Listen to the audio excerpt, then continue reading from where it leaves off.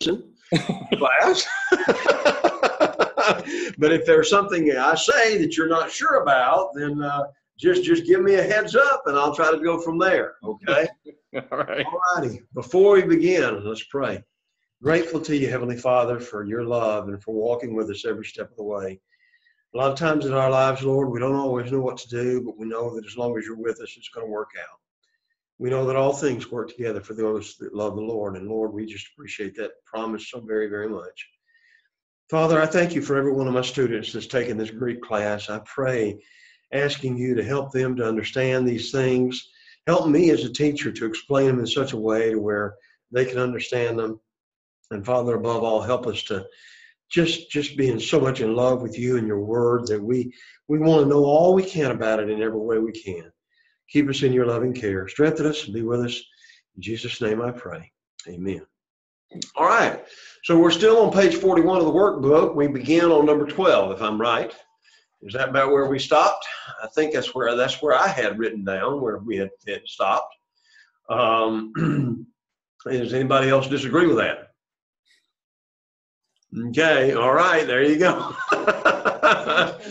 It sounds good to her. Okay, I've only got one other person in class right now. Hopefully some others will either show up or pop in here in the next few minutes. So we're going to start with number 12. And because Misty's the only one in the class here, I'm going to take this one and then we'll let her take the next one. At least give her a little bit of room to go. Okay. You're welcome.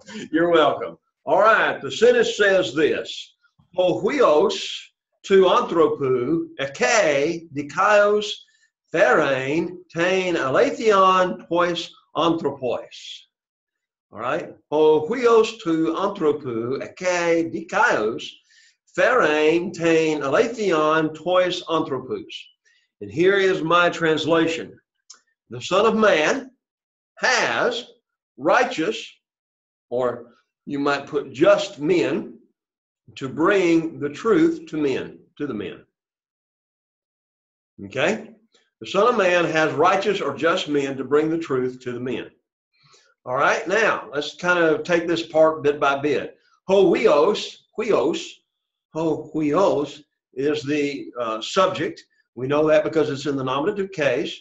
And of course, obviously, this is the Son, not the sons, or otherwise it would have been oi huioi. To anthropou. All right, now we know that that's in the genitive case. He's describing what son? The Son of Man. Think about that idea. That's a great thing to study about and talk about, how over and over again in the book of Ezekiel that phrase is used. But again, it applies specifically to Christ over and over again. Eke is the verb. The verb here is in the third person singular of echo, which means to have or has. The Son of Man has dikaios. This is in the this is a adjective. It is in the nominative accusative plural. So the Son of Man has righteous. All right, but now there's no article here. So this could be a substantive. Simply means the Son of Man has righteous or righteous men, because again it's in the masculine case. We would translate it men as opposed to just being just the righteous. All right, so the Son of Man has the righteous men to bring. Therein. Therein is an infinitive. And again, infinitive is part noun and part verb. It's functioning here in this particular sentence as a verb. That's the Son of Man has righteous men to bring. All right, so that's the idea we have here. We're on page 41, and we are on number 12, and I'm going through that. And we're going through there. Justin, glad to see you back with us. Okay, so we've got everybody in class now, so good. I'm on page number 41 of the workbook, number 12.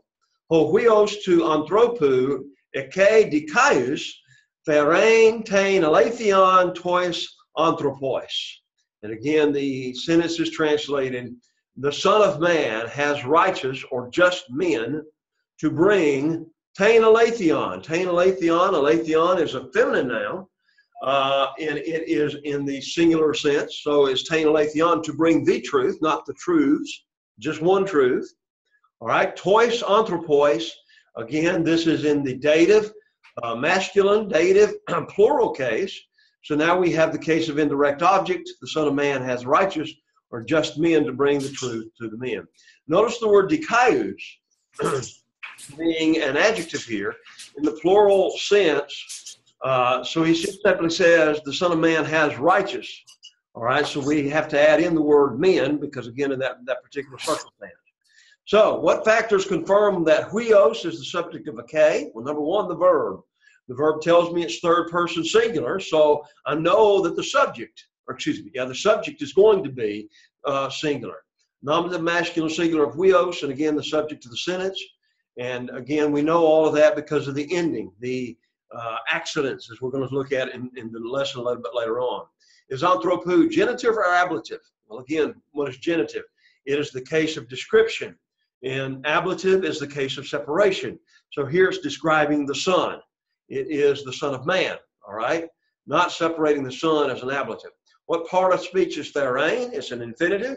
And what is the significance of this part of speech? Again, it's a part verb, part noun. It tense in the voice, so it functions also as a noun and also as a verb, depending on the context of the sentence. All righty. All righty. That's the number 12. Now, number 13. Misty, you want to take that one? Thank you.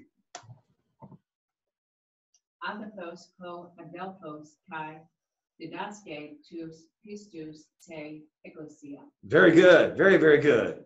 All righty. And what is your translation of this? The brother is good and teaches the faithful. Okay. You're right, but there's one last phrase there. Oh, I must have gotten interrupted. That's okay. That's okay. You got it perfect there. The brother is good and teaches the faithful where? Oh, in the church. In the church. That's okay. it. In the church. And we know it's te ecclesia because, again, that's dative, locative, or instrumental. Here he's telling us where he's teaching it. So very, very good. Notice there that you have agathos halodalphos. So that is the predicate position of that particular adjective. And as a result of that, that's why we could put in the word is. The brother is good. Okay? And didaske, what is didaske? Again, it's from the verb didasko, which means to teach. Third person singular. So you have the brother. And again, always remember, as I always said, and we're going to really key in on this tonight when we go on lesson 7. Lesson 7 is going to really talk about the importance of that. Okay, the brother is good and teaches the faithful in the church. All right, okay, take number 12A, go ahead. Are the adjectives agathos and pistus attributive, predictive, or substantive on what you base your answer? So, agathos, I have predicative because the article does not immediately precede the adjective. Right. And then pistus, I have substantive. Substantive, right, yeah.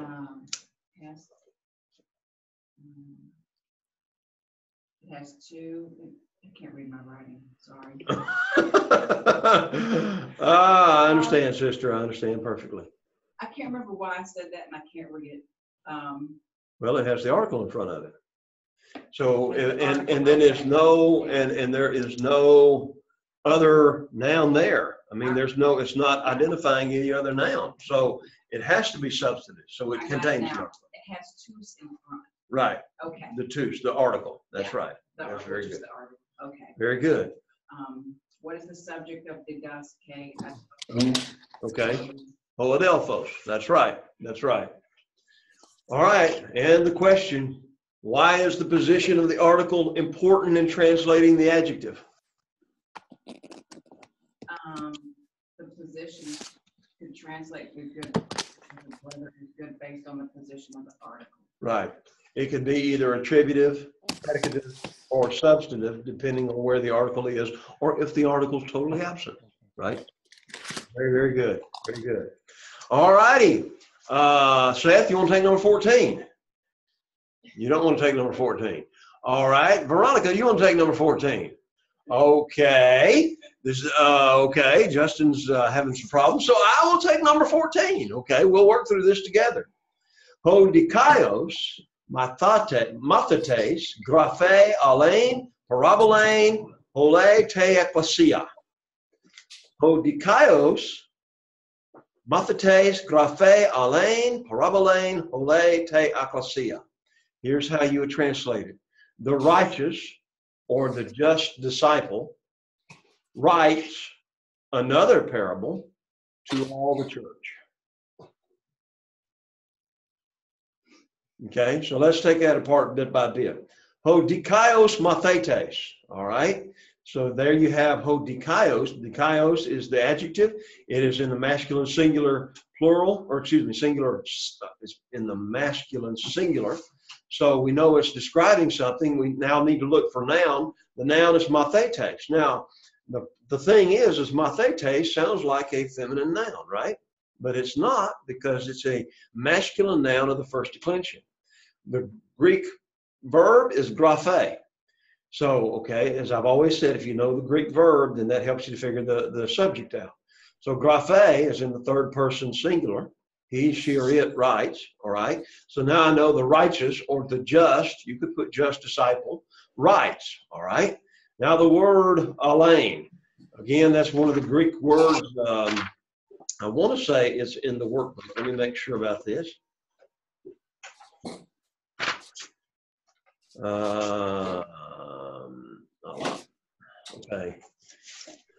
Okay, it's not. It's actually in the book itself. So it's ale up there at the far. So it means other or another, or sometimes another of the same kind.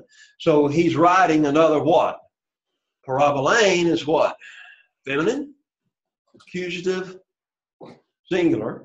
A parable, not that he's writing another parable to all the church.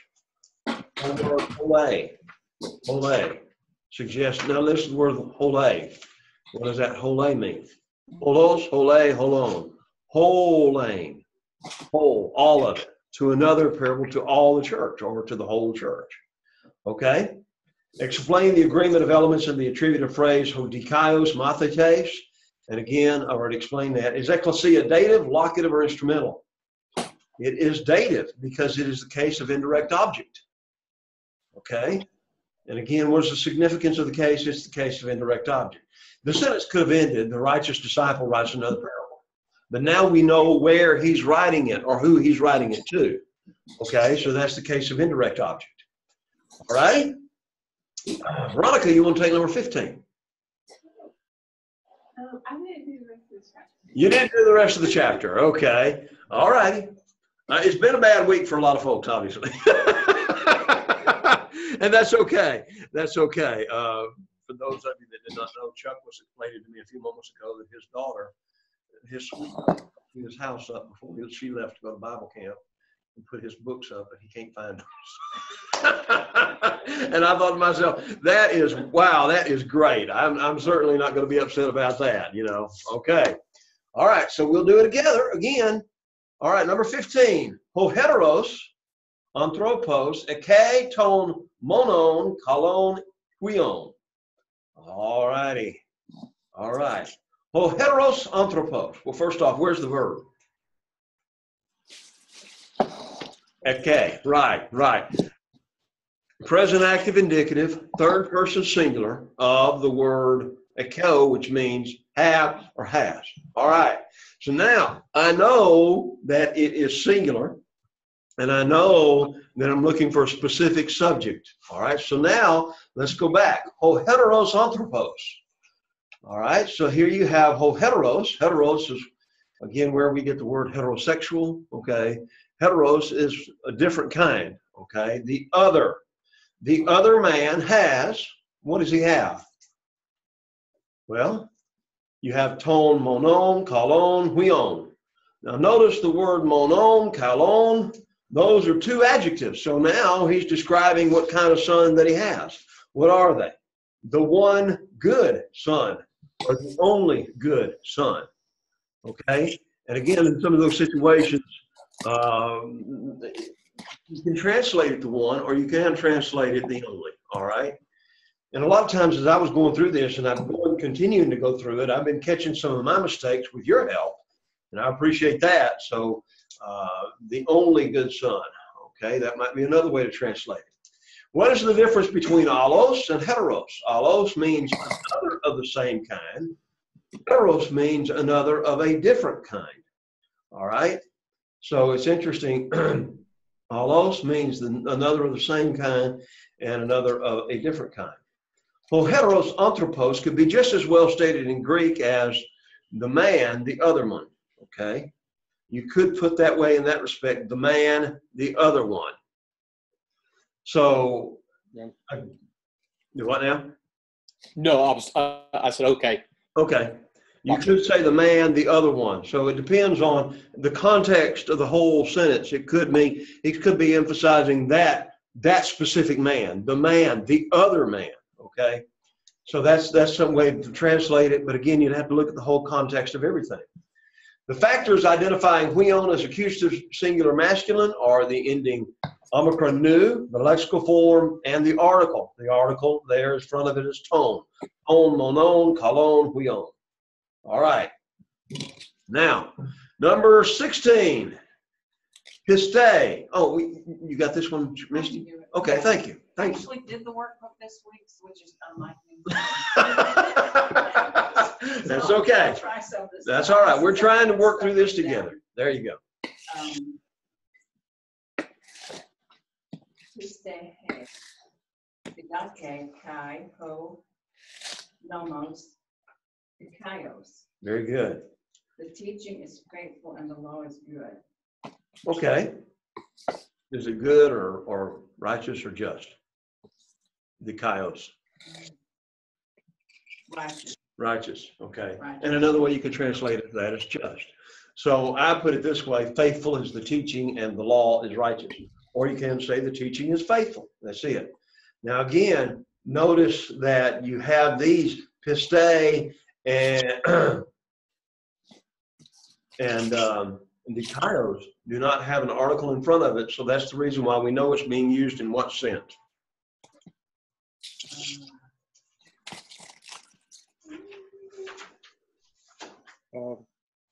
Substantive, no. Predicate. The predicate sense. If it does not have the article in front of the adjective, it will always be in the predicate sense. Okay? All righty? All right. So, how can you be so? Okay, go ahead and answer the next two questions. Okay, go ahead. So A, how can you be certain this piece they modified the job can be the guy modified nomos? The A and the omicron sigma article does not precede the adjective, so it's indicative. Right? Right. Right. Say that. Predicative. Predicative. You know, it's like we say predicate, so predicative, Okay. and say Yeah. substantive. So that's substantive, and then what's the other one? Attributive. Okay. Yeah. So, okay. All right.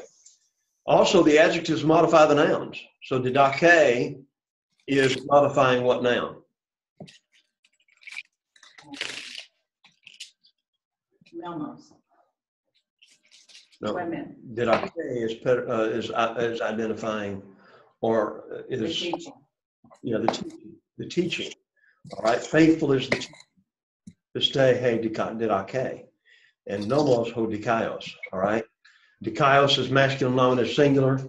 And again, all of these are, interestingly enough, all of this, every one of these words is in the nominative case. Right? Every one of these words are in the nominative case. Mm-hmm. But we still can add the is because it's in the predicate use. Okay? Good. Very good. Okay. Next part. Nomos is a noun, function in the sentence is the subject. Nominative case, singular, gender masculine, declension second. Lexical form is no. Very good. And the word means the law. Okay? All righty.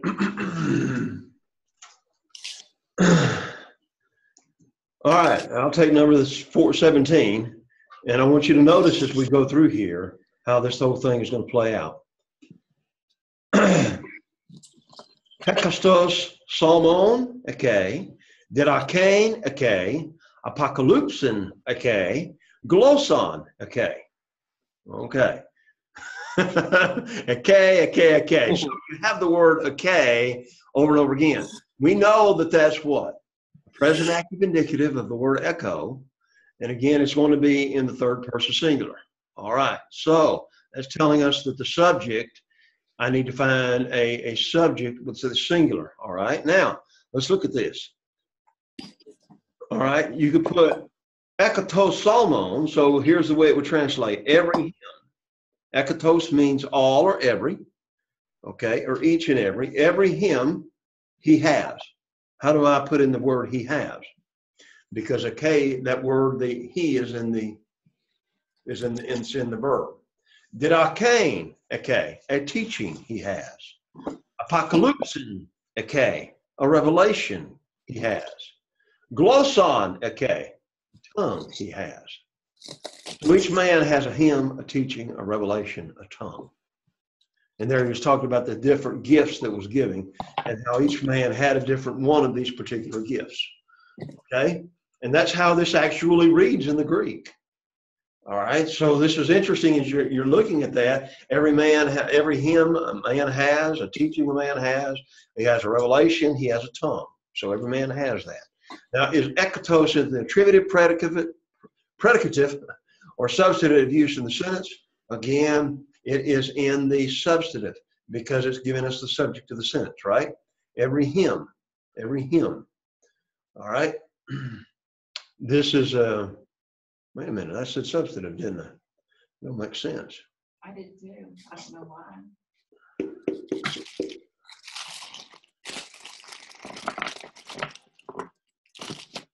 All right, let's chew on this thing for just a minute. I would say it's substantive because, again, why? Because there's no article in front of it, right? Okay.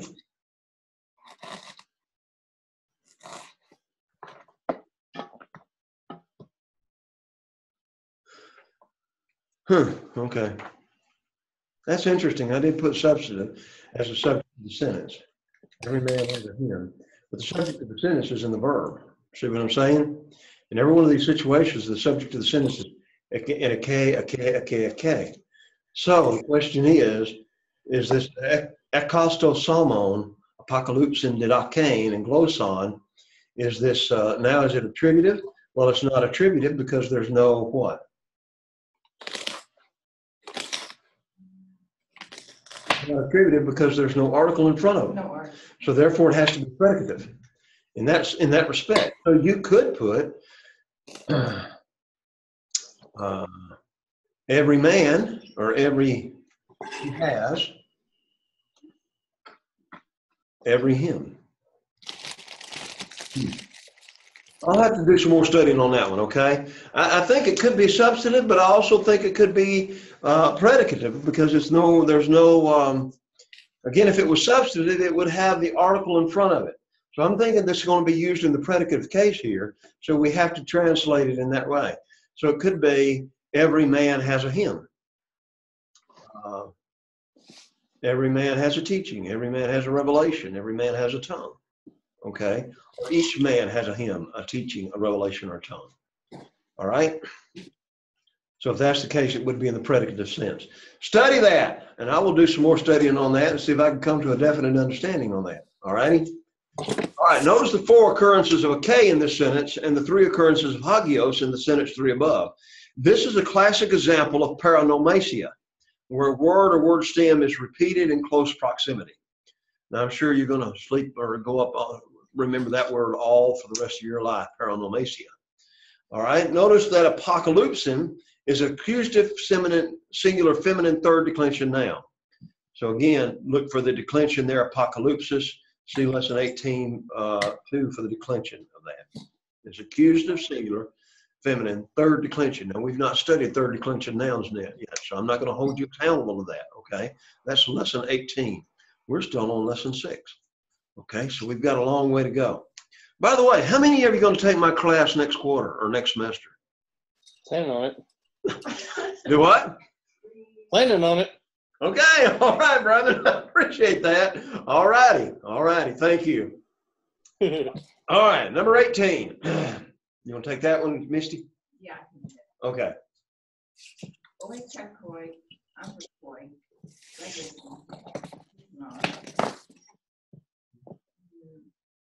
Euangelion. Euangelion. Okay. Okay. Okay. The bad men speak another gospel. The bad men what? Speak another gospel. That's good. A different gospel. That's good. That's right. Or you could say the evil men. The evil men say or are saying a different gospel. All right. Very good. All right. How can you be sure that the adjective kakoi is the attributive use? Kakoi, not kakoi. It provides a quality to the noun men. Right. And we also know it because the article is in front of it. Yes. That's right. Very good.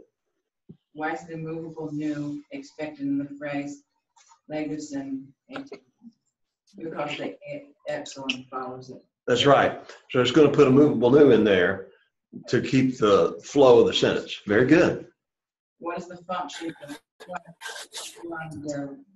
Leon in the sentence? Put direct object. That's right. Okay. That's exactly right. That's exactly right. Okay. Now, lesson 7. Lesson 7. First, like always, let's say the words, okay, and say what they mean. See which one is, tell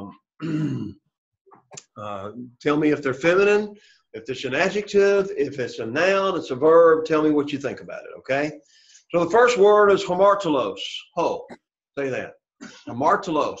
Hamartolos. Hamartolos. Ho. So is that masculine, feminine, neuter? Masculine. So it's going to be a noun, right? Of the second declension. Okay? And sometimes this particular a form of this word could be used as an adjective to talk about a sinful man. Okay? Apostello. Apostello. Apostello. Okay, now we talk about the word apostle. What is the word apostle? Apostolos. Apostolos. Apostello. Apostello is the verb, and the verb suggests I send. Usually it means I send with a commission. I send with a message. It's kind of like, if we can picture it, a king sending a courier to another king or to an army general. He's sending for a specific purpose. All right, so when we think about the word of the apostles, and we think about them being sent, they were sent with a specific message from the king to the world. So, of course, none of us are apostles in the sense that they were. However, we do remember that there were a couple of men that were called apostles in the New Testament that were not part of the 12. Barnabas was one of them. Remember that? So again, in that particular circumstance, the context would suggest that Barnabas and Paul, even though Paul was an apostle, Barnabas would have been considered to be an apostle of the church of Antioch to go out and preach the gospel into these other churches. Mm-hmm. So that word apostello means I send out with a message, I send out with a commission, I send out with emphasis. Baptizo, if any of you get that one wrong, I'm going to have to just flunk you from the class. Okay? All of us know that word, okay? We better know it at one side and down the other, okay? So baptizo, now this is a verb. And again, if you want a huge, if you've got time to do it, if you want a huge discussion of this word, read the Campbell-Rice debate. And it's about the first 300 or 400 pages where he debates with a Presbyterian over the whole idea of the word baptizo and what it specifically means. So we can talk about that it means baptize, but if you want, an absolutely wonderful discussion of it, read the first part of that debate of the Campbell-Rice debate. Eurisco. Eurisco, I find. Have you ever heard of the word eureka? It's not a vacuum. We think of a vacuum cleaner, but now it's eureka. Wow. You know, it's a shock. So that's where the word comes from, eurisco. Zoe. Zoe. That's life. It's a feminine noun of the first declension. Ho theos. Ho theos. So we've got theology, the study of God. Okay. Theos is God. Now here's an interesting one. We just call them Jews, but it's Huodeos. Huodeos. Okay. Okay, let me get this right. Okay. It's not a hard breathing, so it's Iodios. Iodios. Iodios. Iodios. Iodios. Iodios. And that is an adjective. Iodios, iodia, iodion. Okay? Kephale. Kephale. Kephale. The head. Right. Cosmos. Cosmos. Cosmos. Now, again, we use that word a lot, cosmology. It's a study of, it means the world. A lot of times it's translated the world, but actually it suggests the ideal of order, that which is ordered. So think about the world, the universe, everything is ordered. So that particular word could mean and does suggest not just the world itself, but the whole ideal of the order of everything and how it all fits together. All righty? Krino, I judge. Krino, I judge. Laos, ho. Laos. Laos, ho, people. Now, that should, every time I think of this, I think of the country Laos. Laos, okay? So it just simply means people. It simply means people. Mellow. Mellow. I am about to. Mellow. I am about to do my Greek homework, right? Hey, Tommy, I'm just mellowing right now. I intend to do something. I'm about to do something. I thought that would be kind of funny today. Minnow. Minnow is to remain or dwell. John uses this word a great deal in the book of 1 John, where he talks about I abide. He uses it also again in John 15. Abide in me and I in you. A branch cannot live by itself unless it's in the vine, right? So this word, remain, to dwell, to abide, it suggests the ideal of faithfulness. It suggests the ideal of staying with something no matter what. All right? Hodos. Hodos is a road or a way. A road or a way. Palin is, again, it's an adjective. Palin, right, palin. Presbyteros, we've heard a lot of sermons about this one, right? Presbyteros, presbytera, presbyteron. It means somebody that's older, an elder, okay? And that's usually what it simply means, just somebody that's old, an older person. Sunago. Sunago, I gather together. And this actually has two words in it. Sun, which is the word together, and ago, which means I gather or I bring together. Okay. Sunago. So this is a compound word. All right. Cairo, I rejoice. Cairo. Cairo, I rejoice. And Christos ho. Christ. Christos ho. Christ. All right. Now let's get into the nitty gritty of this. This chapter is very, very important. So we're going to take a little bit more time trying to go through this. And again, we've got about 30 minutes, so I'm going to try to take it as long as we have to, because this is an important chapter. Thus far, our study has mainly emphasized word formation, which is called accidents. A-C-C-I-D-E-N-C, not D-E-N-T-S, okay? You must learn the prefixes and the suffixes of verbs, nouns, and other words in order to translate Greek. There's no other way around it. That's why I've always encouraged you. And again, I know you live in lives just like all of us do, but I'd encourage you whenever you get a new noun, you write it all the way down. The nominative, singular, nominative, or genitive, singular, or dative, singular, all the way down through there. You do all the way down through there over and over again. Accidents is a major focus of this grammar, but equally important is the matter of syntax. Syntax is the orderly arrangement of words and their relation to one another to convey meaning in a sentence. Attention to both accidents and syntax is necessary for correct translation. In English, for example, one must know that useful means full of use and useless means without use. Now, what's changed? Just the ending of the word, right? Useful, useless. All right? And we just added that little phrase in there. In Greek, heagathe means the good woman. And ho agathos means the good man. This observation of suffixes exemplifies accidents. Likewise, the use of a word in context, syntax, is a better indicating of its meaning than a definition in a vocabulary list. So all these words that I've given you down through here, those are definitions, but the context of the sentence may make a difference in how you translate it. Okay? And that's the reason why you need what you call a lexicon. Now, I've got one at home about that thick. All right? So I'm really doing some deep research. It's going to take me a while to do that. So how would you know, for example, the meaning of the word bow in English unless you knew the context? A bow could mean an instrument used to play a violin, a decoration or a package, or a device used to shoot arrows. Well, then here's the bottom line. Think about this. How would you know what it means? Context, context, context. And all through this class, I've been emphasizing how the context can make a difference, right? So I want to keep emphasizing that, and this isn't something that's new to you. I've said it over and over and over again, but it's something that's very important. How would you know whether to translate graphe as writing or scripture? Well, context will tell us that. Now, when we actually get into some of the sentences in this chapter, you're going to have to make a judgment call.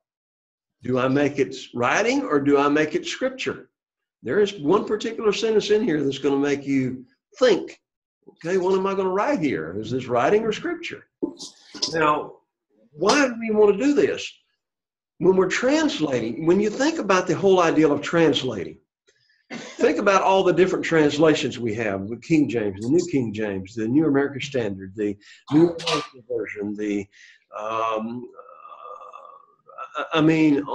the English Standard Version. We've got more translations than we can shake stick at, right? How do we know? How do we know what they're doing? And I've kind of briefly touched on this a little bit.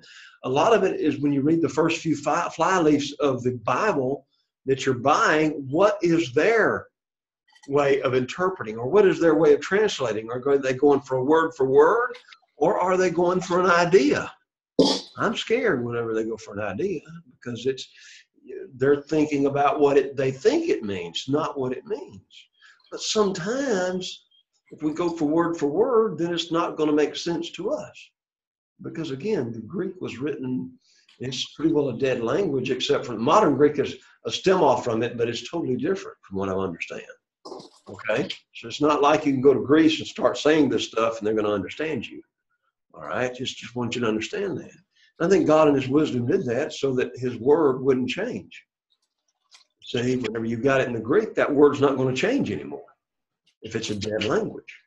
So God knew what he was doing in that respect. So that's what we're looking at, and that's what we're trying to do. So basic to both Greek and English is the sentence. The sentence is an independent clause and may contain other clauses, phrases, and various kinds of structures. We know this. It's a simple English, right? A sentence is more than a group of words. The arrangement of these words, along with their relationship to one another, conveys the intended meaning. If you have ever had to write a paper, if you ever had to write numerous papers in college work, you then begin to realize how important it is that you really think about what you're writing down, because you want somebody to pick it up and understand exactly what you mean, right? And that's the challenge. So the purpose of this textbook is to analyze and explain the various ways of expressing ideas in Greek. This involves observing how the writers form the words and sentences. Neither this Greek grammar nor any other is a collection of rules to which all writers of ancient Greek adhered. Language is fluid. It changes all the time, right? Yep. So when you think about the word store, I could be talking a place where you go buy something or a place where I am putting something. Okay? It's fluid. So New Testament authors use great freedom in expressing their ideas. No two writers had the same style, and God was able to use those writers with their styles and still get his message across. That's the beauty of it. So when you read Matthew, oh, well, that's totally different from Mark.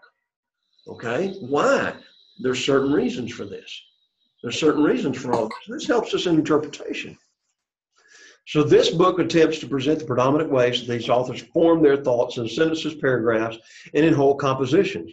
The reader of ancient Greek must understand this principle to translate correctly. What's going to happen from this work, from this chapter forward, is you're going to be starting to translate more and more and more Bible verses. Okay, we've already hit 2 or 3, but now you're actually going to be translating Bible verses. That's what's important. Greek and English sentences are similar in that they both have a subject and a predicate. So we've talked a lot about that. Often you will see a direct object, an indirect object, a prepositional phrase. What is a prepositional phrase?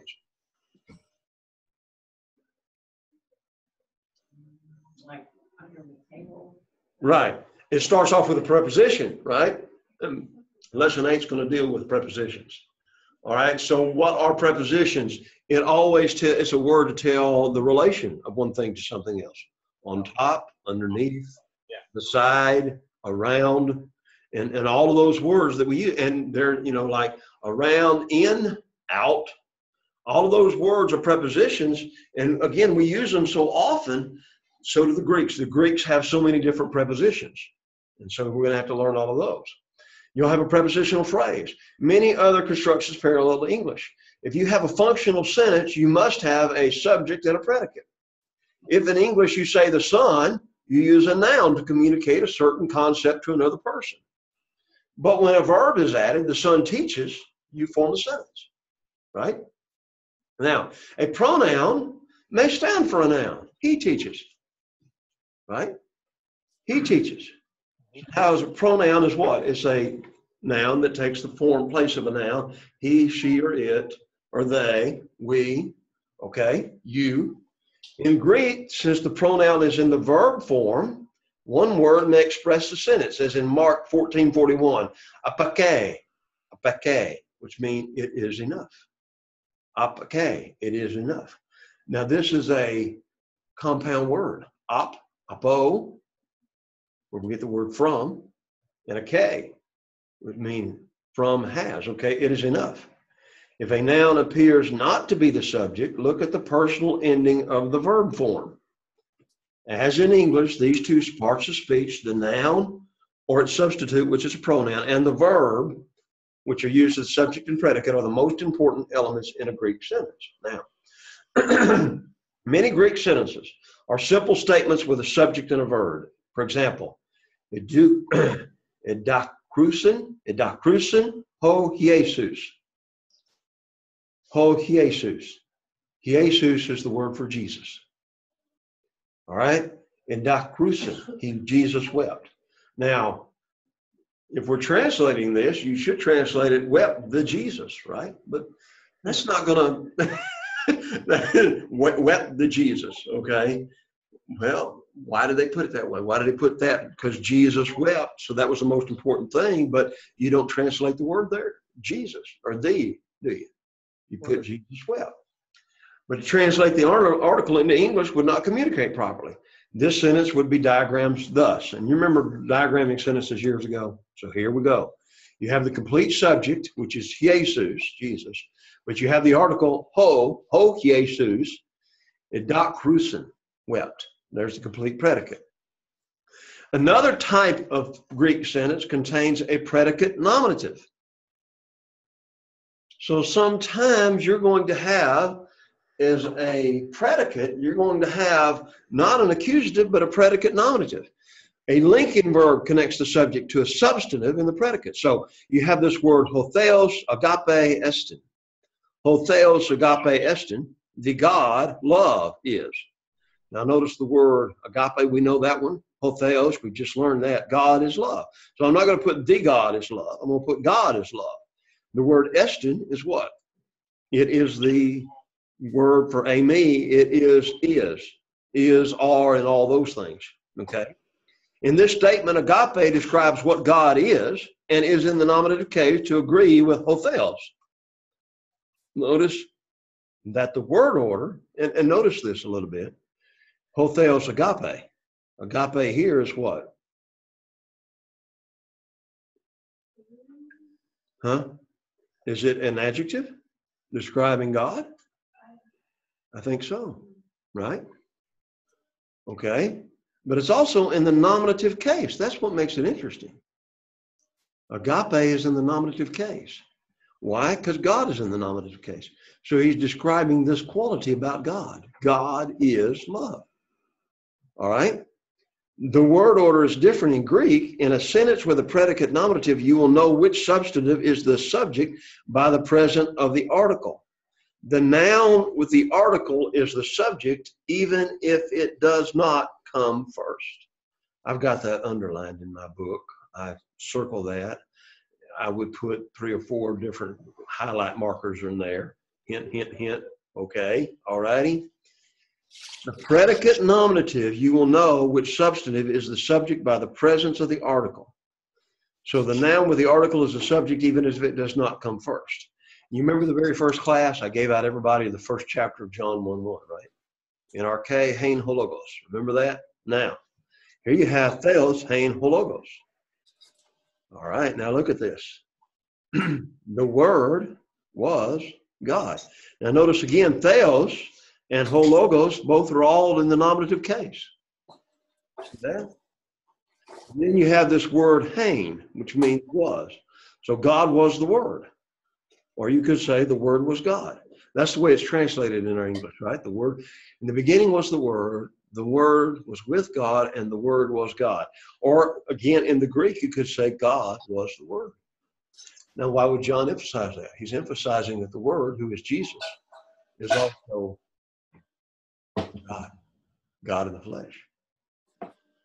So that forever destroys the whole notion that a lot of people have that Jesus is just a good guy or a good prophet. He's God. Now, do we accept him on those terms? That's the question. The word hologos is the subject because it has the article, and theos does not. So the sentence would be diagrammed like this: hologos hein theos. All right. Some Greek sentences have a direct object and an indirect object. In most instances, the former will use the accusative case and the latter the dative. We've already seen some of this.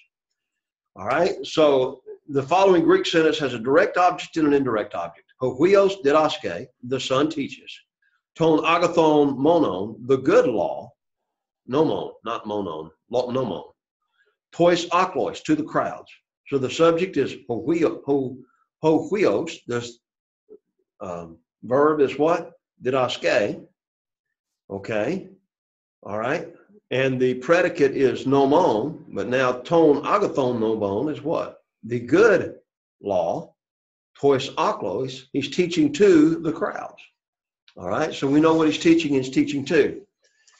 Page 32. In this sentence, huios is nominative because it is the subject, but nomon is accusative, and aklois is dative because they are the direct and indirect objects respectively. Also, ton and agathon must agree in case and number. Other types of Greek sentences include compound and complex sentences. We've got the same thing in English, all right? A compound sentence has 2 independent clauses joined by a coordinating conjunction. A complex sentence has a main or independent clause and 1 or more dependent clauses, all right? Greek also expresses commands by use of the imperative mood, asks questions with interrogative pronouns, and makes use of participles, infinitive, and other constructions. That's going to be on down the line. Now you're sitting there, oh, brother, here we go. Oh, that's going to be on down the line, okay? Baby steps, remember, take your baby steps. Now, 0.75 is very, very, very important. Memorize this. Put highlighter in it. In this section right here is going to be one of the most important sections you will get from there on out. As you translate the exercises in each lesson and begin to read the Greek New Testament, you will develop the ability to identify various words and constructions in a sentence. At first, the differences between English and Greek sentences may cause concern. The following checklist will help facilitate the translation. You may wish to refer to this later as you learn other aspects of the Greek sentence, okay? First off, always, and how many times you heard me say this, find the main verb of the sentence. How many times? Every class, right? Why? That's vital, all right? Always find the main verb of the sentence. Secondly, find the subject of the sentence. If there are 2 nouns that appear to be the subject, choose the one with an article. It will be in the nominative case and will usually match the verb in person and number. The subject can be a noun or a substantive. We've talked about that. You remember the adjective is a substantive. used as a noun. It may be the implied pronoun in the verb form if there is no subject name. So you find, and again, we kind of hit some of this in this last lesson, right? Where we saw the word on, if you're going back here for just a little bit here,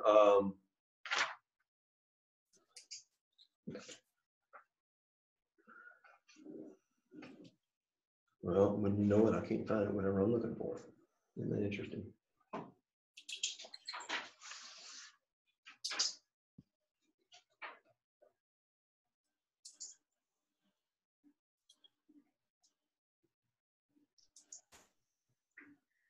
Yeah, number 17. Ekatos salmon eke. Eke has the verb or the noun in it. See that? So that's the key. That's what you're looking for. Number 3, always look for the direct object, usually the accusative case, and or the indirect object, the dative case. Determine their meaning in the sentence. So first find the verb. Secondly, find the subject. Thirdly, find the direct object. Look for other phrases or clause. So the first thing you're trying to do in this is what? All I'm trying to do first is get the verb, right? I'm trying to find the subject of the verb. And then I'm trying to find what? The object of the verb. And then all the other parts of it's going to fit to one of these in one way or another. So get that first. That's the point he's trying to make. All right? Be concerned first with the forms of verbs and nouns that you determine their function in the sentence. Because Greek had a more elaborate case system than modern English, Greek writers had more freedom in word order. Thus, a direct object or a predicate nominative could appear first in the sentence. Word order did have a purpose in New Testament Greek. In general, what appears first or in an unusual place indicates stress.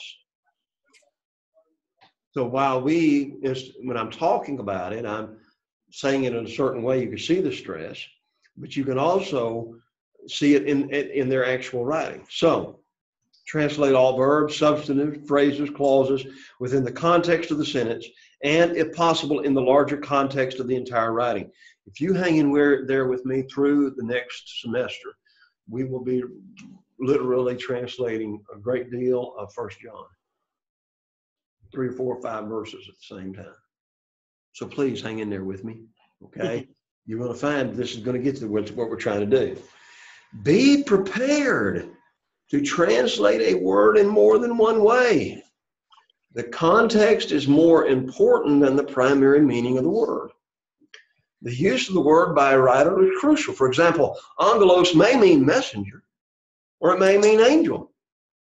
And only the context will indicate how it should be translated.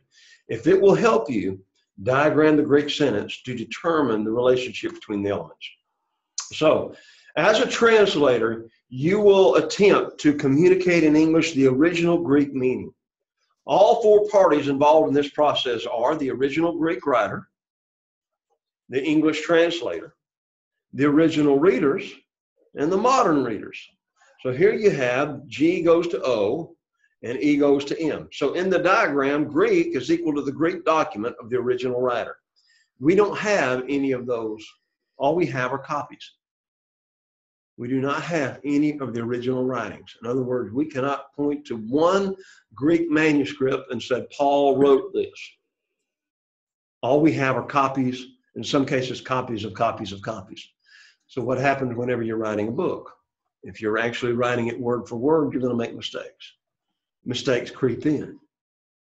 But we try to get back to the original, all right? By the way, if you're interested, those particular, the actual writing that Paul wrote on, or actually Paul's amanuensis, who would be the dictator. Paul didn't seem like he didn't write. He was saying Romans, I, Tertius, who am writing this letter. So it seemed like he's dictating the letter to somebody. That's called the autograph.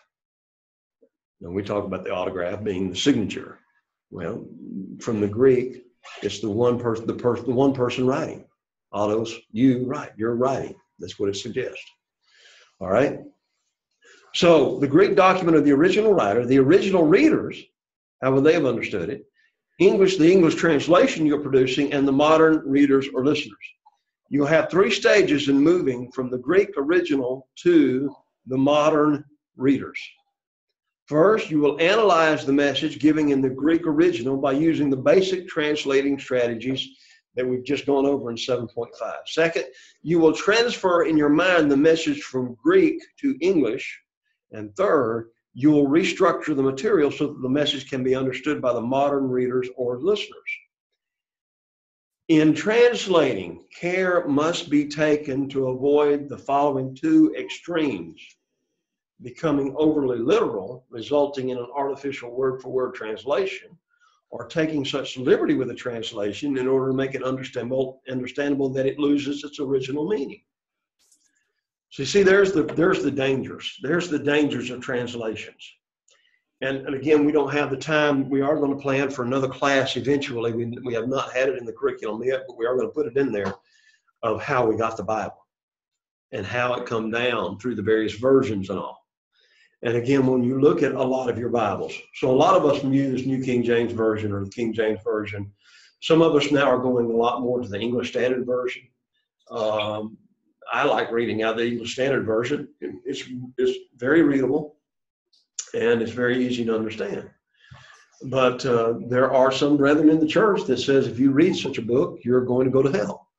Okay, I just want to emphasize that, all right? The bottom line is 90% of the members of the Lord's church don't know Greek. And if you want to get down to the nitty-gritty of it, the only way, if that's the case, then we all would be responsible for learning the Greek language and interpreting it and translating it when we have the copies, right? We would have that responsibility ourselves. I'm thankful that God said, no, I'm going to have my book translated into all these languages so everybody can have it. At the same time, we've got to be very careful because, as an example, again, read, when you're looking at a Bible, read and see what the translator's philosophy is. If they're going for what they call a dynamic equivalence, that kind of scares me a little bit, because what equivalence are you looking for? You know what I'm saying? Are you going for word, or are you just trying to get thought for thought? Well, how do you know this is what the writer and God was saying in the thought? You're putting your thoughts in it. And so that's why this is important. The problem with the first tendency is that it makes sense in Greek may not make sense in English. And we've already seen a few sentences like that, right? You know, the question in 1 Corinthians where he says, if I speak with the tongue of men and angels, and whenever I actually translated that for you, you're kind of looking like, is that really how it says? Is that really what's talking about there?